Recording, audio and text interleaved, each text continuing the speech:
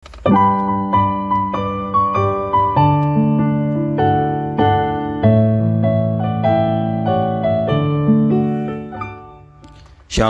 salam sejahtera bagi Bapak Ibu Saudara-saudara, anak-anak yang dikasihi oleh Tuhan Yesus Kristus. Jumpa kembali bersama saya Pendeta Eka di dalam renungan firman Tuhan pada hari ini, hari Kamis 26 Oktober 2023. Sukacita dan damai sejahtera dari Tuhan Yesus kiranya menyertai hidup kita sekalian. Puji nama Tuhan. Pembacaan firman Tuhan hari ini sampai pada pembacaan Kisah Para Rasul pasal yang ke-22. Kiranya firman Tuhan memberkati kita sekalian. Baik, sebelum kita akan merenungkan bagian firman Tuhan hari ini, mari kita akan berdoa bersama. Tuhan Bapa di sorga, di dalam nama Tuhan Yesus, kami bersyukur dan berterima kasih kepada Tuhan yang memelihara hidup kami sampai pada hari ini. Biarlah setiap kebaikan Tuhan yang sungguh nyata kami alami, membawa kami semakin mengenal pribadi Tuhan yang baik, agung, dan luar biasa di dalam Yesus Kristus.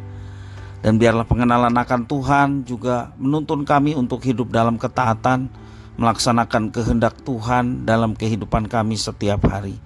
Kami mau terus hati pikiran kami diisi oleh kebenaran firman Tuhan. Mampukan kami bukan saja memahaminya, tetapi menolong kami untuk dapat menerapkan, menggenapi firman Tuhan dalam hidup kami. Terima kasih Bapa, terpujilah namamu. Demi nama Tuhan Yesus kami berdoa. Haleluya. Amin. Saya akan membacakan Kisah Para Rasul pasal 22, bacaan kita hari ini di ayat yang ke-23 sampai ayat 29 menjadi bahan perenungan kita. Demikian firman Tuhan. Mereka terus berteriak sambil melemparkan jubah mereka dan menghamburkan debu ke udara. Karena itu kepala pasukan memberi perintah untuk membawa Paulus ke markas dan menyuruh memeriksa dan menyesah dia, supaya dapat diketahui apa sebabnya orang banyak itu berteriak-teriak sedemikian terhadap dia. Tetapi ketika Paulus dilentangkan untuk disesah, berkatalah ia kepada perwira yang bertugas, "Bolehkah kamu menyesah seorang warga negara Rom, apalagi tanpa diadili?" Mendengar perkataan itu, perwira itu melaporkannya kepada kepala pasukan, katanya, "Apakah yang hendak engkau perbuat? Orang itu warga negara Rom." Maka datanglah kepala pasukan itu kepada Paulus dan berkata, "Katakanlah, benarkah engkau warga negara Rom?" Jawab Paulus, "Benar." Lalu kata kepala pasukan itu, "Kewarganegaraan itu kubeli dengan harga yang mahal." Jawab Paulus, "Tetapi aku mempunyai hak itu karena kelahiranku." Maka mereka yang harus menyesah dia segera mundur, dan kepala pasukan itu juga takut setelah ia tahu bahwa Paulus yang disuruh ikat itu adalah orang Rom. Demikian firman Tuhan. Bapak Ibu Saudara-saudara yang dikasihi oleh Tuhan Yesus Kristus, ada seorang hamba Tuhan bernama Charles R. Swindoll pernah berkata demikian, "Hidup adalah 10% apa yang menimpa Anda. Sisa 90% adalah bagaimana Anda bereaksi terhadapnya." Pesan ini cukup kuat dalam konteks pasang surut dinamika kehidupan. Pada suatu saat nanti kita mungkin terjebak dalam situasi sulit. Kondisi demikian memaksa kita untuk bertindak.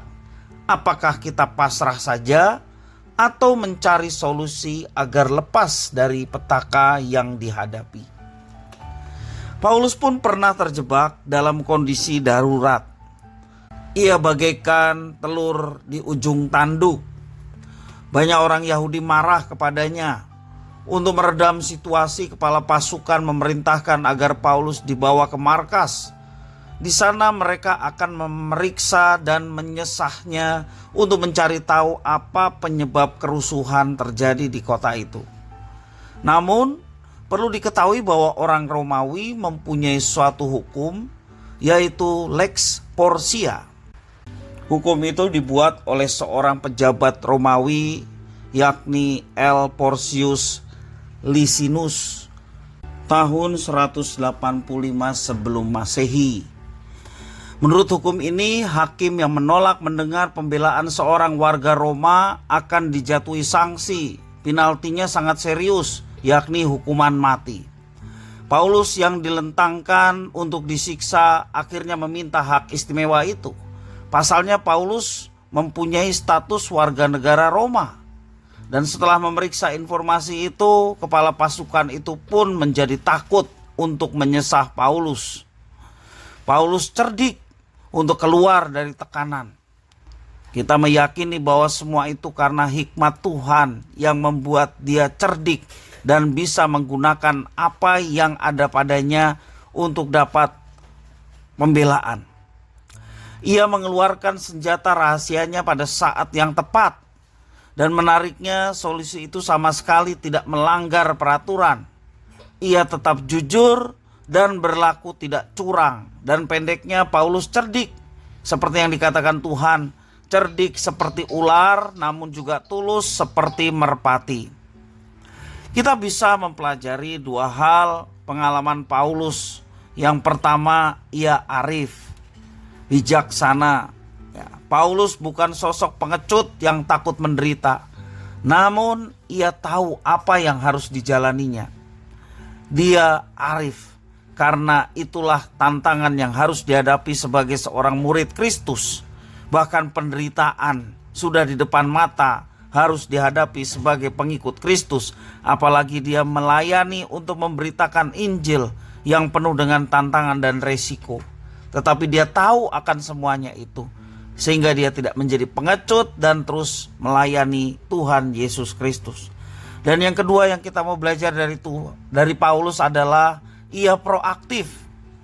Paulus tidak merengek di hadapan masalah, sebaliknya ia memutar otak, menemukan pemecahan masalah, dan Paulus menjalankan dengan seimbang prinsip yang dikatakan ora et labora, bekerja dan berdoa. Paulus berusaha apa yang bisa lakukan, dia kerjakan dengan sungguh-sungguh, disertai penyerahan sepenuhnya kepada Tuhan, sehingga apa yang dikerjakannya berkenan kepada Tuhan dan sungguh menjadi kemuliaan bagi Tuhan. Bapak Ibu, saudara-saudara yang dikasihi oleh Tuhan, mari kita menteladani apa yang dilakukan oleh Paulus. Dia arif, dia bijaksana, demikian juga dia proaktif. Dalam segala situasi yang kita sedang hadapi, mari kita senantiasa berserah sepenuhnya kepada Tuhan. Maka kita diberikan hati yang bijaksana untuk tetap berpegang pada kebenaran, untuk tetap siap menghadapi situasi kondisi apapun, termasuk situasi sulit, dan tidak membuat kita menjadi goyah atau mundur. Tetapi situasi apapun termasuk situasi sulit, dengan bijaksana kita meyakini ini menjadi bagian hidup kita dan tetap melihat ada rencana Tuhan yang mau dinyatakan, yang terbaik yang Tuhan siapkan. Kita mau melihat itu dengan iman, maka kita tetap melangkah dengan satu keyakinan bahwa Tuhan menuntun, menyertai, memberkati, bahkan juga memberikan kreativitas, terobosan-terobosan untuk kita menghadapi segala sesuatu, dan pada akhirnya kita boleh melihat kemenangan yang telah Tuhan sediakan bagi setiap anak-anaknya yang setia. Mari kita tidak menjadi pribadi yang sedikit-sedikit merengek, sedikit-sedikit mengeluh terhadap situasi kondisi apapun. Lihatlah ke depan, ada Tuhan yang menantikan anak-anaknya yang setia. Tuhan juga menuntun ketika kita berjalan, bahkan ketika kita berjalan dalam persoalan dan tantangan di dalam kehidupan. Jangan pernah goyah dalam situasi kondisi apapun. Bersandarlah kepada Tuhan, tetaplah setia kepadanya, laksanakanlah apa yang diperintahkannya, hiduplah dalam rencananya, maka sungguh-sungguh kita akan melihat campur tangan Tuhan yang luar biasa dalam jalan kehidupan kita. Dia akan menolong kita untuk memampukan kita mengatasi setiap tantangan dalam kehidupan kita dengan kemenangan yang telah Tuhan sediakan. Kiranya firman Tuhan memberkati kita sekalian. Mari kita berdoa. Tuhan Bapa di surga, terima kasih atas firman-Mu. Mampukanlah kami ya Tuhan untuk menjadi anak-anak-Mu yang setia dalam situasi kondisi apapun. Terlebih pada saat situasi kondisi yang sulit, kami mau tetap bersandar sepenuhnya kepada Tuhan dan meyakini bahwa Tuhan bekerja mendatangkan yang baik bagi setiap anak-anak yang hidup mengasihi Tuhan. Karena itu kami tidak mau goyah. Kami mau tetap bersandar kepada Tuhan dalam segala situasi. Dan kami mau melihat campur tangan Tuhan dan mujizat Tuhan yang sungguh nyata boleh dialami dalam setiap kehidupan kami. Terima kasih ya Tuhan atas firman-Mu. Demi Yesus Kristus Tuhan Juru Selamat kami berdoa mengucap syukur. Haleluya. Amin.